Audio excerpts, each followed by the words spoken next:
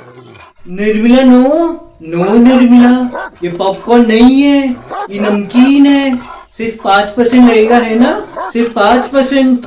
Stay Nirmala, stay Nirmala. ऐसा करती है क्यों, पैसे पे तू मरती है। निर्मला जी, काश आपके पेरेंट्स के टाइम सेक्स करने पे 28% जीएसटी होता तो आज पूरा भारत चैन की जिंदगी जी रहा होता। निर्मला जी, जिनका जन्म क्यों हुआ था? हम लोगों की गांड मारने के लिए। निर्मला जी को पेट से डॉक्टर ने नहीं, महात्मा गांधी ने निकाला था। ये जो महात्मा गांधी की फोटो आप देख रहे हो, ये क्रॉप्ड है। असली फोटो में गोदी में निर्मला भी है।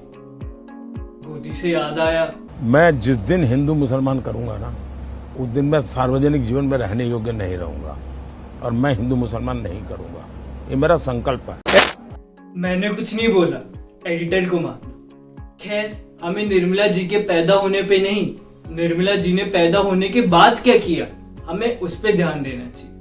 निर्मला जी के पैदा होने के कुछ साल बाद जब वो स्कूल में पढ़ रही थी तो उन्हें महसूस हुआ कि उनका फेवरेट सब्जेक्ट मैथमेटिक्स है और उसमें फेवरेट टॉपिक सिंपल इंटरेस्ट और कंपाउंड इंटरेस्ट है।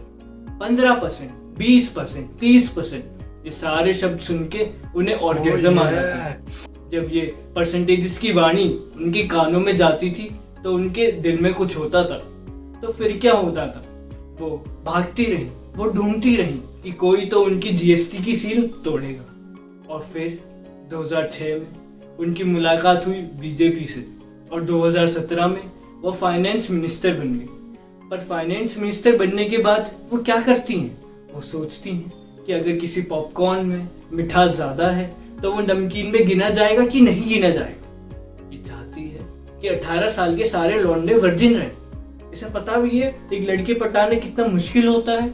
एक लड़का अपने माँ बाप के मेहनत के पैसे किसी तरह छुपा के बचा के एक लड़की को मूवी डेट पे लेके जाता है। अब वो उसे क्या मुंह दिखाएगा कि वो एक पॉपकॉर्न नहीं खरीद पाया?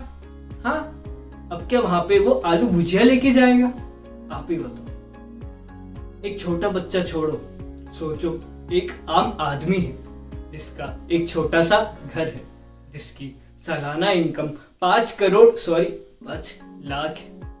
वो महीने भर अपनी गांड घिस के जब महीने के एंड में अपने मेहनत के पैसे लेने जाता है तो निर्मला जी कहती है, माँ चुदा, मैं नहीं दे रही। सच में निर्मला जी, उसके बारे में सोचिए एक बार। वो रोज सुबह उठ के काम पे जाता है, पूरे दिन अपनी बॉस की डांट खाता है, जब रात को घर वापस आता है तो अपनी खड़ूस बीवी को झेलता है, उसके भाई को झेलता है। इतने मेंटल स्ट्रेस होने के बाद जब वो सिगरेट पीना चाहता है, दारू पीना चाहता है, अपने दोस्तों को दारू पिलाना चाहता है, अब वो भी नहीं कर सकता। आपने उस पे भी टैक्स बढ़ा दिए। आपको क्या लगता है वो आदमी पागल है? आपको क्या लगता है ये कोई पागल खाना है? आपको क्या लगता है ये कोई रड्डी खाना है? आप लोगों को मैं एक और बात बताता हूँ। क्या आप सबको पता है ये सेलिब्रिटीज कैसे अपने टैक्स का पैसा छुपा रहे हैं? शाहरुख खान ने अपनी बेटी सुहाना खान के नाम पे अलीबाग में 1.5 एकड़ की 15 करोड़ की फार्मलैंड प्रॉपर्टी खरीदी और सुहाना खान को एक एग्रीकल्चरिस्ट घोषित कर दिया। क्यों? क्योंकि एग्रीकल्चरल इनकम पे 0% डायरेक्ट टैक्स लगता है। सुहाना खान ने आज तक एक पौधे को पानी नहीं दिया होगा। अगर करवाना ही था तो अपने बेटे आर्यन खान पे करवा देता। कम से कम ये कुछ टाइम गांजे के खेतों के पास तो रहा है। वैसे आप लोगों के लिए एक खुशखबरी है मेरे पास। जैसे कि आप सभी जानते हैं, मैं एक आज्ञाकारी भारतीय नागरिक हूँ। मैं भारत के नागरिकों को और बेहतर सुविधाएं उपलब्ध करवाना चाहता हूँ। मेरा सपना है कि देश के नागरिकों के पास रोजगार हो।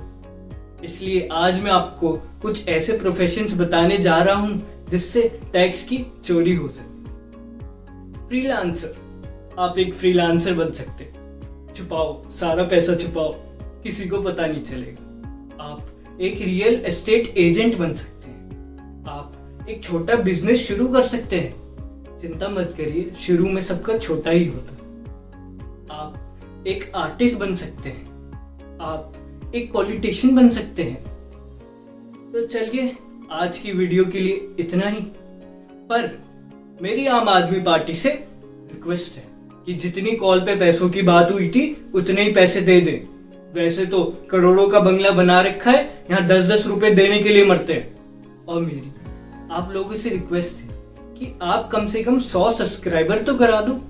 आप सब्सक्राइब करते रहोगे, हम वीडियो बनाते रहेंगे, ये रिश्ता बरकरार रहेगा। मिलते हैं नेक्स्ट वीडियो में किसी और की गांड के साथ। बाय। पैसा करती है क्यों पैसे पे तू मरती है। एक बात